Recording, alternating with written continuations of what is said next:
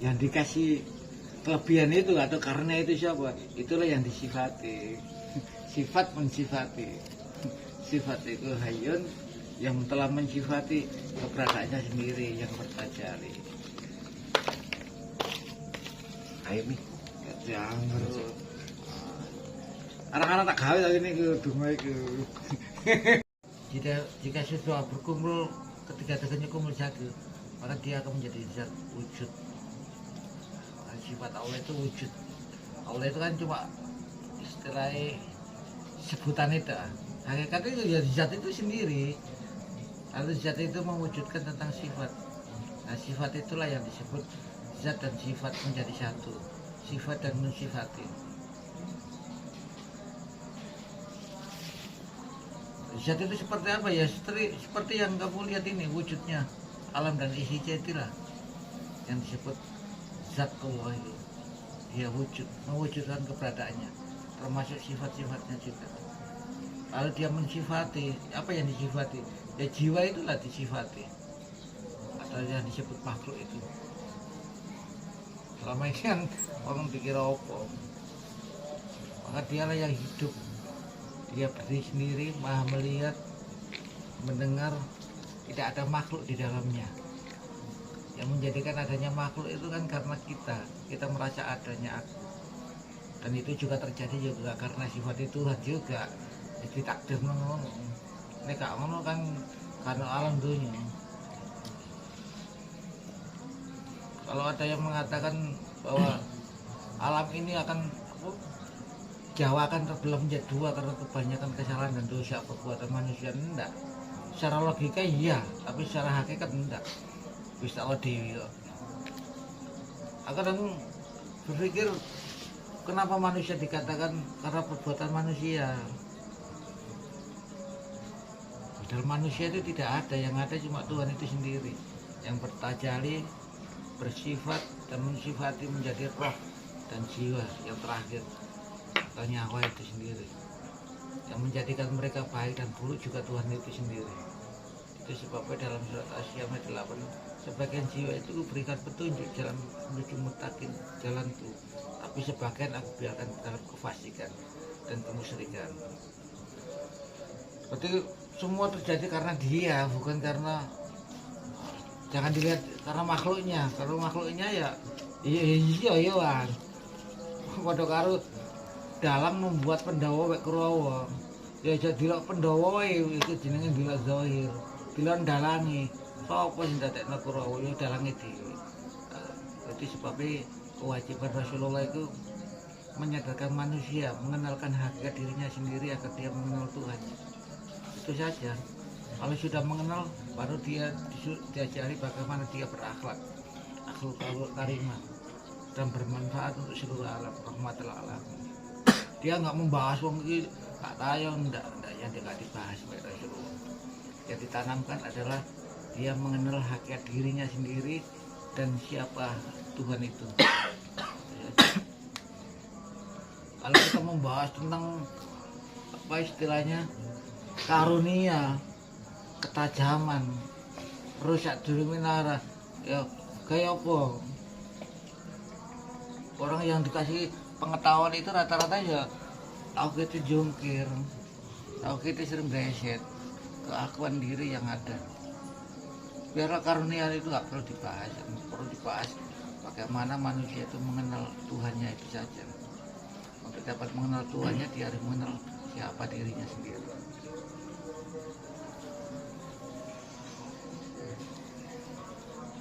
Coba dilihat berita-berita rata-rata kan lagi Jawa kan terbelah, gunung meletus karena perbuatan manusia yang banyak kesalahan dan tertutupnya mata hati sehingga dia nggak mengenal Tuhannya.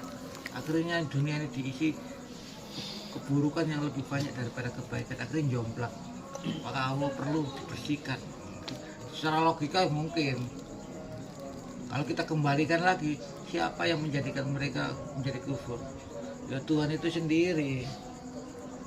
Iblis itu gak pernah membuat manusia itu kafir, gak pernah. Iblis itu cuma caranya Gusti Allah menjadikan sebagai alasan atau pintu untuk menjadikan kafir.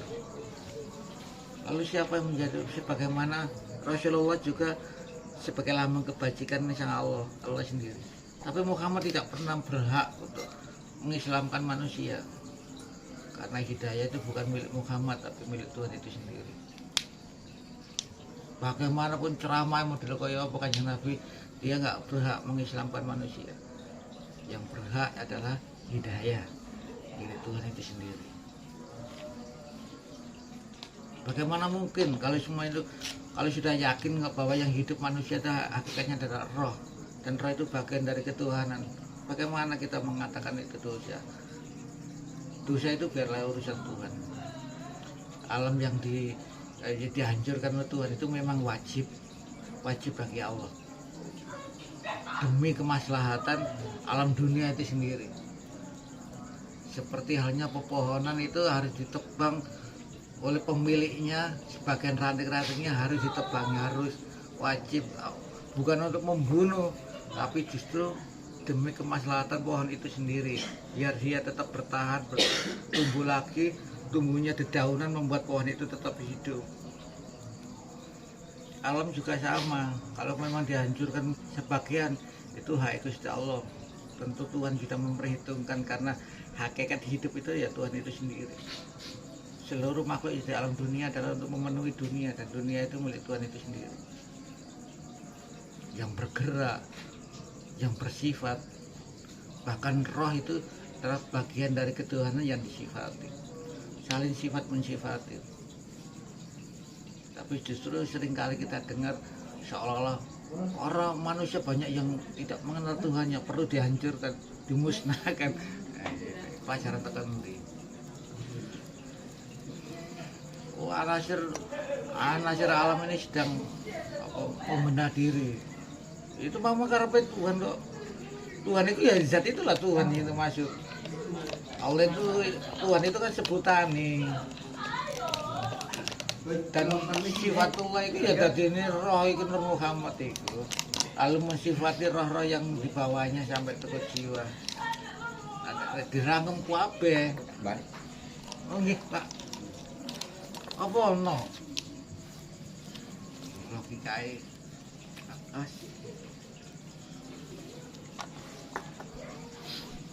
Manusia seringkali lupa. Kewajiban kita adalah berdakwah. Seperti kata Allah, aku tidak memberikan kamu beban Muhammad, tapi aku menyuruhmu untuk berdakwah, mencapaikan risalah. Selebihnya aku sendiri. Ya pada hakikat Muhammad itu ya Gusti Allah dhewe. Yang sisi Islamnya ya Gusti Allah dhewe, permainan Gusti Allah dhewe. Kita ini wayang, seluruh alam itu wayang yang berbentuk makhluk, isinya berupa jiwa. Dan jiwa itu berasal dari roh. Roh itu dari Nur Muhammad, Muhammad dari Nur Allah, sebagai bentuk zat yang disifati dan mensifati. Masih model kaya apa itu tetap layu niru. Kewajiban kita adalah mengislamkan orang Islam, mengislamkan orang yang tidak mengenal apa hakikat Tuhan itu, apa manusia itu. Kalau orang manusia sudah menyadari itu kebenaran yang ada, tapi itu gak mungkin bisa benar semua. Jomplang dunia kalau diisi orang bener kok, seperti yang dialami oleh Nabi Sulaiman. Ya Allah, mohon izin, mau saya ikat itu para iblis itu. Diikat temen ya sepi. Wong pasar gak rame, gak ono bujuk kok sepi. Karena kamu yang negatif kamu ikat semua. Lepaskan lah. Begitu dilepas rame. Itu bahasa implementasi kan beruntung orang-orang yang ilim, yang gawur. Itu implementasi. Nanti orang-orang yang belum sampai ke tempat Tuhan, yang sudah dihancurkan oleh Allah sebagian melalui alam ini, dia akan terlahir kembali. Nah, dalam kelahiran yang baru nanti dia akan diberi petunjuk, akan diberikan kesempatan di mana dia dijalankan oleh Allah sendiri menuju kebenaran itu sendiri. Terus menerus itu. Ada yang bilang 7 kali kehidupan. Ketika zaman sudah waktunya Allah memberhentikan tentang ciptaannya, maka seluruh alamnya diisi orang-orang nggak tayo, orang-orang yang pendosa semua. Dan itu disetting oleh Gusti Allah itu supaya nggak ada alasan lagi untuk menghancurkan mereka, menghancurkan alam ini. Oh gini, karena perbuatan manusia, makanya banyak banjir, menjaga keseimbangan alam. Iya, kalau secara logika iya. Tapi mereka menjadi seperti siapa yang menjalankan mereka? Kalau memang kita yakin bahwa dalam tubuh itu ada roh sebagai penghidupan tubuh, tubuh ini cuma sekitar bajunya, artinya itu kan Tuhan sendiri. Kita kesadaran itulah yang kita dibutuhkan untuk ceramah, ngasih tahu mereka. Nggak menyuruh mereka ikut kita, saya pun nggak kepingin diikuti. Saya cuma berdakwah, mau dia mau ikut saya mau enggak itu urusan Tuhan. Bagi orang Kristen silakan kamu cari orang Kristen, jalur Kristen. Orang Kristen juga sampai ke tempat Tuhan loh. Dia ada mengenal Roh Kudus aja pada Sang Allah. Karena ada 3 mereka disebut Tritunggal. Islam pun mengenal Tritunggal. Ada Robbi, sifat Robbi, zat Robbi. Tapi sesungguhnya keduanya satu kesatuan, ketiga-tiganya itu satu kesatuan. Robbi itu kan sebutannya dia. Ia mensifati tadi loh. Dia mengucap sendiri, akulah Tuhan. Perbuatannya, ucapan itu berasal dari sifat. Makanya sifat itu ada 2, ada yang sifat, ada yang mensifati. Sifat mutlak milik zat, yang disifati itu ciptaan.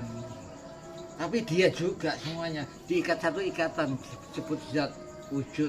Nah ini ya wujud, alam dan isinya wujud zat itu sendiri. Bagaimana mereka kok bisa buta, kan nggak mengenal Tuhan? Karena Gusti Allah dewe. Ada ayat mengatakan seandainya Allah mau semua alam dijadikan bener kabeh.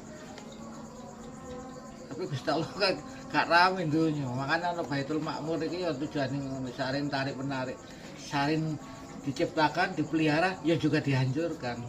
Perbuatan Tuhan ini sendiri, ada yang bukan Tuhan. Kalau kita lihat dari sudut logika tubuh, ya memang sifatnya manusia sing gak rayo.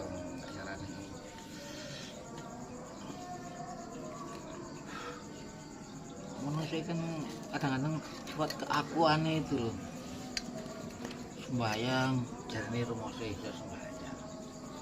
Keakuan itulah yang harus dihancurkan. Kenapa? Agar dia pasrah, dia bahwa kita ini bukanlah kita yang berbentuk tubuh, kita ini yang berbentuk sifat. Sifat itu berasal dari sifat yang disifati, yang mensifati ya dia sendiri, ya zat itu sendiri. Ada yang bukan dia. Sejauh kita mengenal itu. Kenapa manusia kadang-kadang ragu? Ya karena memang kena kodrati roda tadi loh, tarik menarik tadi loh. Biar jadilah yang disebut Baitul Makmur memang cek rame dunia. Ada yang mau makin gak yakin. Kamu bisa tahu nah ya dunia gak rame. Suatu syarat mutlak. Syarat mutlak. Rasa aku. Kenapa kok manusia sebagian menjadi makrifat bila? Ya karena Gusti Allah dewi. Nabi Muhammad pun karena Gusti Allah dewi. Mi'raj itu kan diantar malaikat Jibril, ditemani malaikat Jibril, membawa wahyu. Tapi ketika sampai ke Masjidil Aqsa, Jibril dilarang, kamu nggak boleh ikut, kamu di sini. Ini urusan saya. Maka ditidurkanlah Nur Muhammad tadi menjadi dia yang sebenarnya. Dia kembali kepada asal-usulnya. Tapi Jibril itu juga bagian dari Nur Muhammad, dan Nur Muhammad itu bagian dari ketuhanan sebagai sifat Sang Ilahi sendiri. Nggak ada yang bukan Tuhan, kan nggak usah ngumunan. Masuk cerita model kayak apa sebenarnya. Kalau sakit ya itu manusiawi, karena kita masih menyadari tentang jiwa itu sendiri.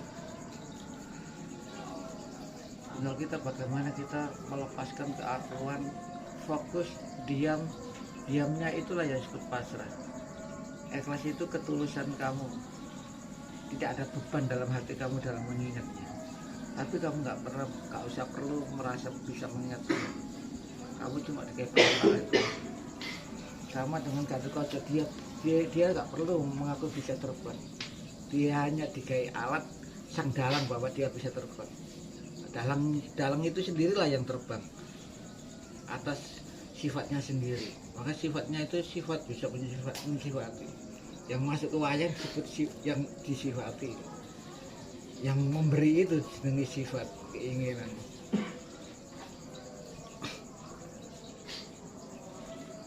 Untuk mencapai ke sana yang memang kan keyakinan kayak beda-beda. Biar saling membutuhkan, bukan karena hebat, tapi saling membutuhkan antara satu dengan yang lain. Timbulah manfaat. Itu disebut rahmatul alamin itu. Kita nggak boleh menghina agama lain. Orang Kristen pun punya Tuhan. Sebenarnya sama, cuma berhubung dia lebih awal terlahir di dunia, dia menggunakan bahasa yang berbeda.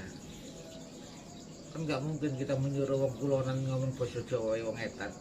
Weh, orang di ya ora enek kana ya ora bahasane. Kuwi arep ndi? Lah kene nggo kene kawan bahasa ngene iku. Karena memang ditakdirkan di sana bukan di sini. Tapi ya artinya tujuannya sama. Jangan mengambil Quran yang bertulis itu dijadikan pedoman secara mutlak, perlu perenungan. Yang disebut Tuhan itu apa sih? Hanya mereka saja yang pernah mengalami. Ketika kamu suruh, kalau manusia itu pasti ada jenenge roh tidak jauh berbeda tadi loh. Tapi dia nggak merasa bahwa itu dirinya karena memang bentuk rohnya sendiri sudah hilang. Yang dihilangkan bentuknya. Tapi kalau rasa pasti ada. Dia sedang menempati tentang ketuhanan. Apakah bisa dibilang rasa ini menjadi penyaksian? Boleh juga. Tapi ketika dia melebur, maka rasa itu lenyap tanpa disadari. Dan itulah disebut inayah. Dan itu bukan kemampuan tapi kehendak dia. Itu gak bisa kita paksakan, itu urusan dia. Oh, kelihatannya seperti Mbah Buyut ke sini. Nah, itu pada akhirnya gitulah yang disebut disifati. Dia sedang disifati. Pada hakikatnya Tuhan itu sendiri. Zat itu bentuk seperti orangnya itulah disebut zat. Dia sedang mensifati, menjalankan bentuk tadi yang berupa Mbah Buyut datang kemari. Pada akhirnya Tuhan itu sendiri. Itu yang disebut zat yang sifat dan mensifati. Untuk mengabarkan. Ya dikabari sapa? Ya Gusti Allah dhewe. Jenenge permainan. Kene iki wayang Gusti Allah dhewe. Makane wayang ku swara wedok lanang, gede cilik, buta ya tetep dalange wis itu. Ngono. Untuk berubah. Tapi ketika manusia ditakdirkan untuk menjadi fasik, maka dia tidak akan mengenal Tuhan. Dia hanya mengenal sebatas kata-kata ayat yang tertulis, bukan yang berbentuk zat. Orang Kristen, orang Jawa pun punya yang dikenal dengan sumber urip iku. Nafas itulah hayat, sumber nafas itu disebut zat yang diperlihatkan. Tapi zat secara yang disifati. Karena Tuhan itu sifatnya apa? Hayyun, sifat dan mensifati. Diketokno tapi duduk asli nih. Asing nih zat itu kabeh. Ya roe ya alife asmae. Jadi satu keseluruhan itu zat. Selama ini kan orang menganggap satu arah. Kenapa? Ya karena Tuhan itu sendiri digawe ngono. Ada Pandhawa itu digawe sifat sabar kaya apa Yudhistira, ora rame. Yudhistira itu nyawa dikekno kok demi kebaikan. Istighfar Arjuna. Ya ngono iku dadine. Oleh bodoh, tapi aja merasa bodoh. Abu Bakar Siddiq, dia teman, dia juga tablek juga. tapi dia tidak akan bisa seperti Rasulullah, karena Rasulullah itu settingan ketajalian si Allah. Jadi Allah yang kelihatan ya Rasulullah itu. Jadi kalau orang sudah mencapai ma'rifat billah, dia pasti mengalami 6 perkara. 6 perkara itulah sifat dari ketuhanan itu sendiri. Tablek, qanaah, terus apa? Jujur. Wabeh mau mlebu di situ. Bisa diconjur nyontoh, maksudnya jika ada nemen. Tapi kalau nyontoh plek tadi kok podo ndak bisa. Karena itu settingan bisa lebih. Sifat yang disifati yang memang mlebu nang Nur Muhammad. Roh yang suci maksudnya, Nur Ahmad. Sehingga Rasulullah mengatakan, aku Muhammad tanpa mim. Ahmad, dan Ahmad itu adalah Allah itu sendiri. Dan Allah itu sebutan bagi zat yang disifati dan mensifati. Nanti kalau ada toko kono gampang kanan ewo nutui. Nanti pakai cek ngerangkut kayak. Jadi intinya kita berdakwah agar bagaimana manusia itu mengenal hakikat dirinya. Karena di dalam hakikat diri itu ada sumbernya nafas sebagai al-hayat dan tempatnya zat di situ yang diperlihatkan, zat yang ada dalam roh. Ada yang zat di dalam roh Robbi berbentuk alam yang terang benderang, itu saja yang diperlihatkan. Sampai dia menemukan suara yang sebenarnya itu inayah, nggak kena oleh di jalan tapi gak kena kita paksakan, kita gak mungkin mendeteksi Tuhan itu sendiri. Tapi biasanya roh itu ditidurkan. Kok bisa? Ya karepe Gusti Allah mah lho jenenge inayah, diturokno nae. Musa kepindho Tuhan ketok geni turokno nae. Istilah bahasa lain semaput. Waalaikumsalam. Dianggap semaput nae. Karena Gusti Allah dia mau memperlihatkan. Dan Musa pun nggak bisa menyaksikan itu. Nah, ketika sudah dia memperlihatkan keberadaannya, dia bertajali masuk ke dalam sifat yang disifati bernama roh Indra Nawai Musa. Maka dia tetap terekam. Oh dia sifat dan mensifati ya. Sifat itu ya zat, yang disifati itu ya zat, yang ya roh itu sendiri, sifat dan mensifati. Makanya ketika Nur Ahmad itu terbangun dari tidurnya, dia kelingan itu aku Tuhan manusia apa? Karena sudah menyaksikan. Iya ya Tuhan itu sendiri sebenarnya. Ada sing kok roh pare diturokno kok moro-moro. Oh, dek kok kelingan itu jenenge sifat dan disifati. Ane sifat zat itu bisa menjadi sifat dan mensifati. Hayun. Sifat dan mensifati. Makanya kelingan. Nek mlebu nang nyawa iki keakuan diri, keakuan nafsu. Nah, nafsu itu sebenarnya juga gak boleh dihancurkan karena dia memang gak bisa hancur. Dan nafsu itulah yang bekerja, yang mudawi selama ini. Darani sedulur papat lima pancer. Bagaimana 4 perkara ini bisa menyatu dengan pancere, kembali kepada pancer, maka akan menjadi menjadi roh itu sendiri. Sing kepengin sir iku ya ana sedulur papate. Nek gak ono ngono gak iso. Nah, keinginan sampean lho dipak iku penggaweane sedulur papat iku. Lalu penggawe aku sing di gak ono.